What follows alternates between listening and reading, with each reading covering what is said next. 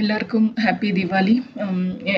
ഞാൻ ദിവാലിന് സിമ്പിളായിട്ട് കുറച്ച് സ്വീറ്റ്സ് 2-3 സ്വീറ്റ്സ് ഞാൻ കടയിൽ നിന്ന് മേടിച്ചു. പിന്നെ എനിക്ക് പറ്റുന്ന മാതിരി മുറുക്കും പിന്നെ ബാദാം ബർഫിയും ഞാൻ വീട്ടിലുണ്ടാക്കി. ബാക്കി ഞാൻ കടയിൽ മേടിച്ചിട്ട് ഞാൻ സെലിബ്രേഷൻ ചെയ്തു ദിവാലി. ബിക്കോസ് ദിവാലിന് സ്വീറ്റ്സും മുറുക്കും ഇല്ലാതെ എനിക്ക് ഭയങ്കര പ്രയാസമാണ്. എനിക്ക് തീർച്ചയായിട്ടും അറ്റ്ലീസ്റ്റ് എനിക്കത് വേണം. അതുകൊണ്ട് ദിവാലി ദിവസം രാവിലെ ഞാൻ ദോശയും മസാലക്കറിയും ഉണ്ടാക്കി.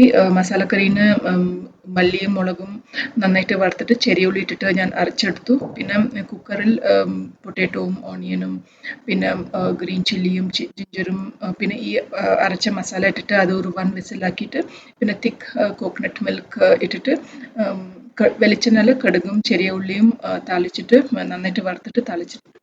ഇതിൻ്റെ ഡീറ്റെയിൽ റെസിപ്പി ഞാൻ പിന്നീട് ഇടാം. ഞാനിപ്പോൾ ഫാസ്റ്റായിട്ട് ഞാൻ ദിവാലിന് വേണ്ടിയിട്ട് ഞാൻ വീഡിയോ ഇടാണ്. ഇതാണ് ബ്രേക്ക്ഫാസ്റ്റ്. ദോശയും പിന്നെ ഈ മസാലക്കറി പൊട്ടാറ്റോ മസാലക്കറിയും പിന്നെ ഉള്ളി ചമ്മന്തിയും. മോർണിംഗ് ഞാൻ ഇതാണ് കഴിച്ചത്. ഇതാണ് എൻ്റെ ദിവാലിയുടെ ഡ്രസ്സ്. ഞാൻ ദിവാലിന് ഇതൊരു പുതിയ ഡ്രസ്സാണ്. ഞാൻ ഒരു 2-3 ഡ്രസ്സ് മേടിച്ചു. This is one of that.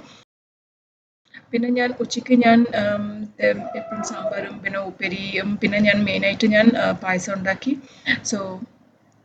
ബാക്കിയൊക്കെ ബാക്കിയൊക്കെ നോർമൽ ഐറ്റംസ്. അതുകൊണ്ട് ഞാനത് വീഡിയോ എടുത്തിട്ടില്ല. സേമിയ പായസം ക്രീമി ആയിട്ട് വരാൻ മിൽക്ക് മെയ്ഡ് ഇട്ടാൽ മതി. ഒരു 1/2 ലിറ്റർ പാലിന് ഒരു ചെറിയ പാക്കറ്റ് മിൽക്ക് മെയ്ഡ് ഇട്ടാൽ നല്ല ക്രീമി ആയിട്ട് വരും.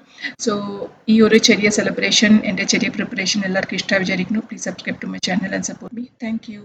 Happy Diwali to all.